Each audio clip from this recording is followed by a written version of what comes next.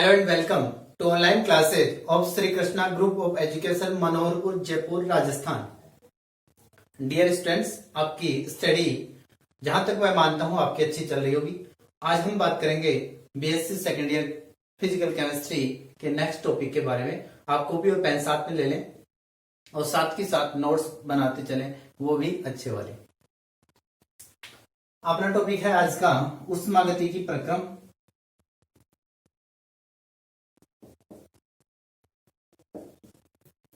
ऊष्मागतिकी प्रक्रम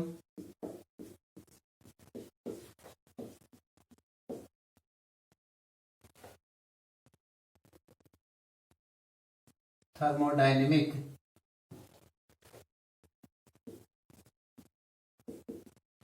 प्रोसेस। ऊष्मागतिकी प्रक्रम किसे कहते हैं? जब किसी तंत्र को एक अवस्था से दूसरी अवस्था में परिवर्तित किया जाता है तो वे प्रक्रम ऊष्मागतिकी प्रक्रम कहलाते हैं। और ये कौन कौन से होते हैं इसको हम शॉर्ट में और डिटेल में पढ़ेंगे।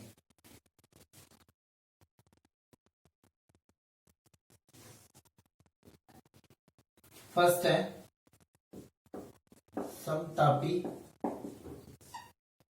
प्रक्रम।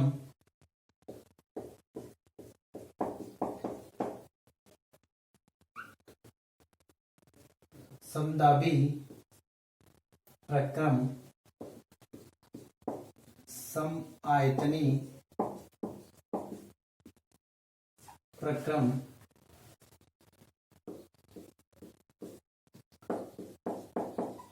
रुद्धोष्म प्रक्रम,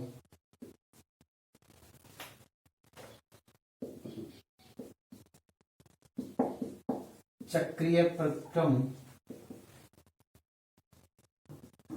उत्क्रमणीय प्रक्रम और अनुत्क्रमणीय प्रक्रम।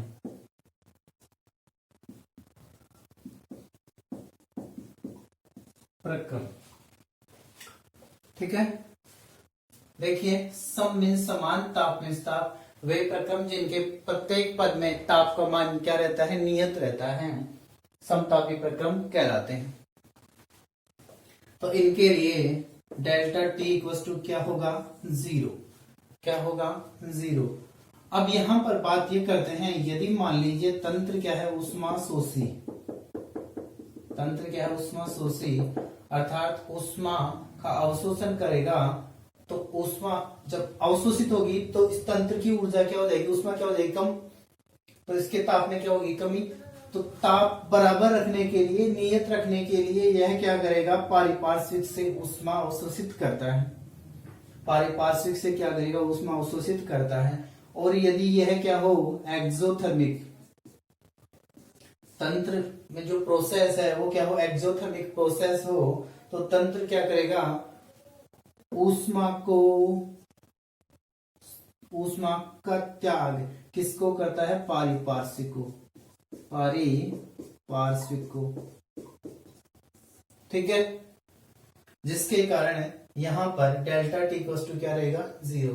फिर से बोल रहा हूं, यदि प्रक्रम क्या हो? ऊष्मा शोषी, तो ताप को नियत रखने के लिए तंत्र पारिपार्श्विक से ऊष्मा ग्रहण करता है। और यदि प्रक्रम क्या हो? ऊष्मा क्षेपी, तो तंत्र पारिपार्श्विक को ऊष्मा प्रदान करता है, ऊष्मा का त्याग करता है, ऊष्मा का दान करता है।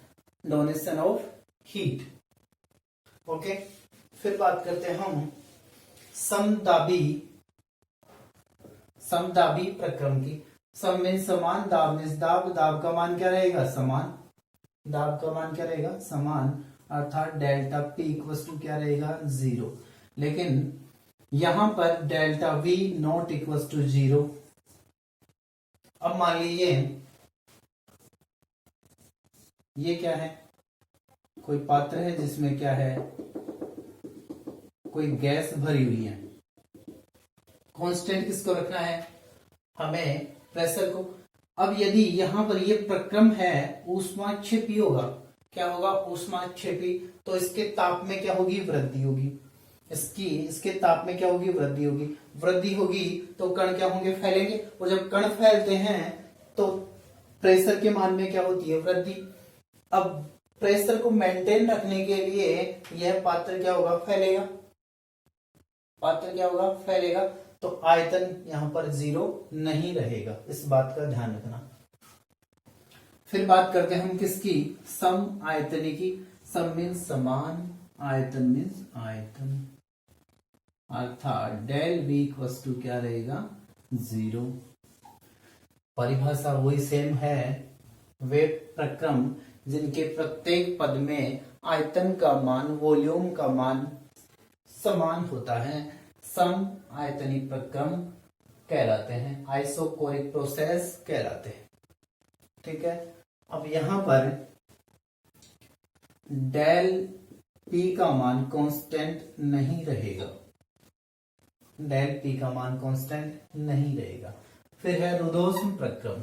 अब रुधोष्म प्रक्रम में क्या होता है कि जो पारिपार्श्विक और क्या है, सराउंडिंग और सिस्टम के मध्य जो बाउंड्री है वो क्या है, ऊष्मा की कुचालक। क्या होगी, ऊष्मा की कुचालक। वह ऊष्मा को ना तो त्यागने देती है और ना ही ऊष्मा को ग्रहण करने देती है, किसको, तंत्र को। अतः वे तंत्र जो ऊष्मा का आदान प्रदान पारिपार्श्विक के साथ में नहीं करते हैं, रुधोष्म प्रक्रम कहलाते हैं, और इनके लिए ऊष्मा परिवर्तन का मान 0 होता है।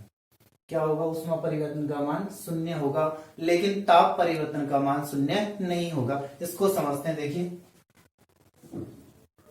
यहां पर डी क्यू इक्वल्स टू क्या रहता है, 0, लेकिन डी टी इक्वल्स टू 0 नहीं होगा। या हम लिख सकते हैं delta T not equals to 0। क्यों, देखिए यहां पर यह क्या है, कोई सिस्टम है जिसको हम एक अवस्था से दूसरी अवस्था में परिवर्तित करना चाहते हैं। मान लीजिए यह प्रक्रम क्या है, ऊष्मा शोषी। क्या है, ऊष्मा शोषी।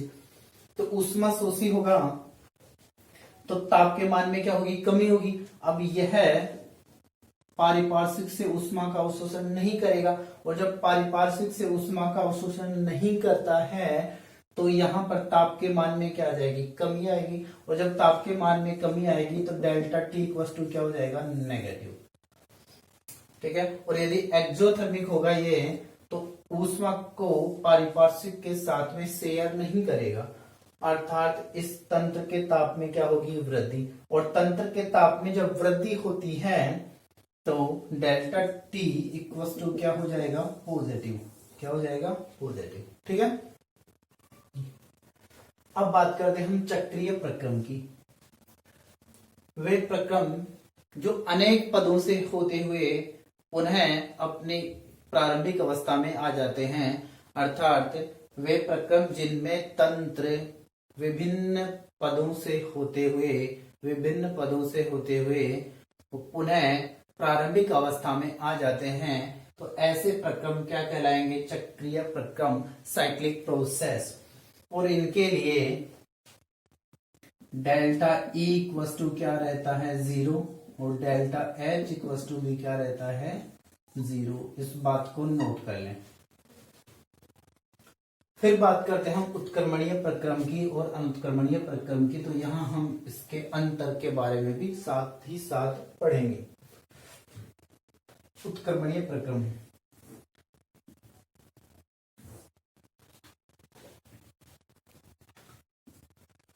अब देखिए उत्क्रमण नाम से विदित हो रहा है कि वे प्रक्रम जो पहले उत्पाद में परिवर्तित हो जाएं या अंतिम अवस्था में चले जाएं, वापस से किस में आ जाएं, प्रारंभिक अवस्था में, तो क्या कहलाएंगे, वे उत्क्रमणीय प्रक्रम।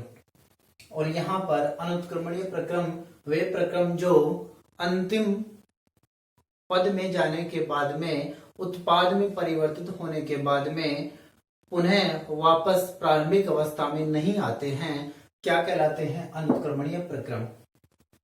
अब यहां पर होता क्या है, देखिए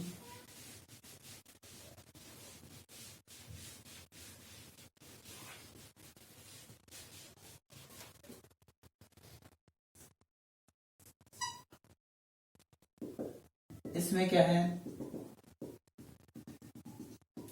कुछ सिस्टम है जिसका हम अध्ययन कर रहे हैं। ये क्या है, पारिपार्श्विक। अब ये पारिपार्श्विक के साथ में क्या करता है, ऊष्मा का आदान प्रदान कर सकता है। अब मान लीजिए इसमें इसका ताप कुछ अधिक है और इसका ताप क्या है, कुछ कम है, तो यह ऊष्मा का क्या करेगा, ऊष्मा का विनिमय करता है, अर्थात ऊष्मा का यहां से दान करेगा किसको, सराउंडिंग को। किसको करेगा, सराउंडिंग को। तंत्र के अलावा जो भी ब्रह्मांड का शेष भाग है वह क्या कहलाता है, सराउंडिंग। हमने फर्स्ट क्लास में पढ़ा था। तो यहां पर यह ऊष्मा को क्या करेगा, दान करता है, और यदि इसकी ऊष्मा कम होगी तो इससे यह ऊष्मा लेता है। लेकिन ऊष्मा में जो अंतर है वो अंतर होगा, वो क्या होगा, अनंत सूक्ष्म अंतर, बहुत छोटा सा अंतर होता है, अनंत सूक्ष्म अंतर होता है, जिसके कारण ये क्या होते हैं, एक दूसरे के साम्य अवस्था में बने रहते हैं। अब हमें मालूम है कि एक दूसरे के साम्य अवस्था में बने हैं, तो काफी सारे पदों के द्वारा क्या हो रहे हैं, ये संपन्न हो रहे हैं। ठीक है, समय भी क्या लेंगे, अधिक लेंगे, इंतजार करते रहेंगे कि कब उत्पाद में परिवर्तित होंगे, लेकिन हम इंतजार करते रहते हैं और ये उत्पाद में परिवर्तित होते ही नहीं। ठीक है, इसका मतलब ये अत्यंत धीमी गति से होंगे। क्या होंगे, अत्यंत धीमी गति से होते हैं। अब हमें मालूम है कि ये लगातार जब होंगे तो इनके द्वारा जो प्राप्त कार्य होगा वह क्या होगा, अधिक होगा। इसमें पारिपार्श्विक में स्थायी परिवर्तन किए बिना, इन्हें पारिपार्श्विक में स्थायी परिवर्तन किए बिना पुनः किस में परिवर्तित किया जा सकता है, प्रारंभिक अवस्था में परिवर्तित किया जा सकता है। ठीक है, और यहां हम बात करें इसकी, तो इसमें जस्ट अपोजिट होगा, तो लिखते चलना इसमें, ये प्राकृतिक होते हैं, ये कृत्रिम होते हैं। ठीक है, अत्यंत धीमी गति से होते हैं, ये अत्यंत तीव्र गति से होते हैं। ये पारिपार्श्विक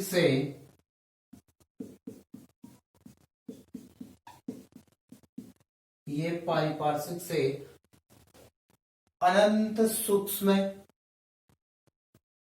अंतर रखते हैं।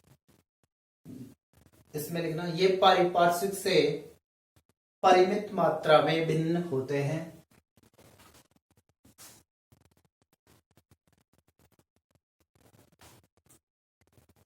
ये अनेक छोटे छोटे पदों में संपन्न होते हैं, और ये क्या होंगे, बड़े पदों में संपन्न होते हैं, बड़े पदों में संपन्न होते हैं। ये कभी भी पूर्णता को प्राप्त नहीं होते हैं, ये कभी भी पूर्णता को प्राप्त नहीं होते हैं। ये निश्चित समय के बाद पूर्णता को प्राप्त कर लेते हैं।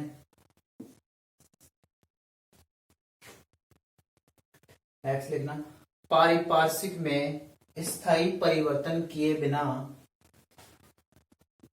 पारिपार्श्विक में स्थायी परिवर्तन किए बिना इन्हें प्रारंभिक अवस्था में लाया जा सकता है। पारिपार्श्विक में स्थायी परिवर्तन किए बिना प्रारंभिक अवस्था में लाया जा सकता है।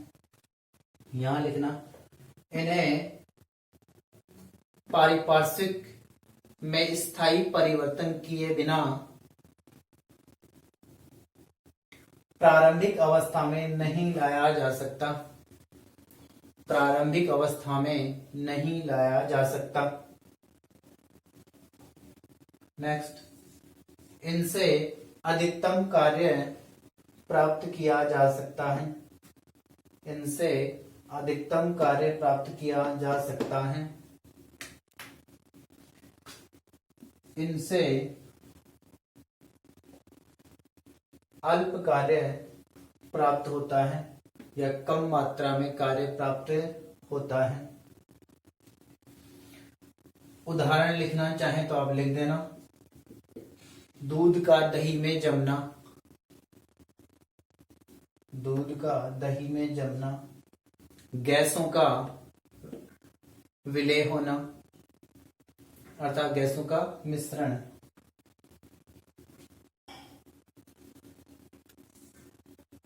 सॉरी ये इसमें नहीं आएगा, इसमें आएगा अनुत्क्रमणी में। अनुत्क्रमणी में क्या आएगा, दूध से दही का जमना, गैसों का मिश्रण, गैसों का मिश्रण। ठीक है। उत्क्रमणीय प्रक्रम, उत्क्रमणीय प्रक्रम। ठीक है।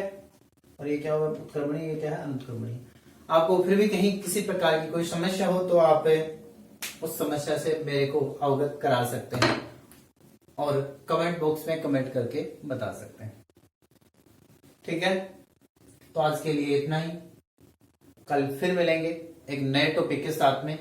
तब तक के लिए आप दम लगा के जोश के साथ में पढ़ें और इसको पूरा याद करके कल की क्लास में प्रेजेंट हो।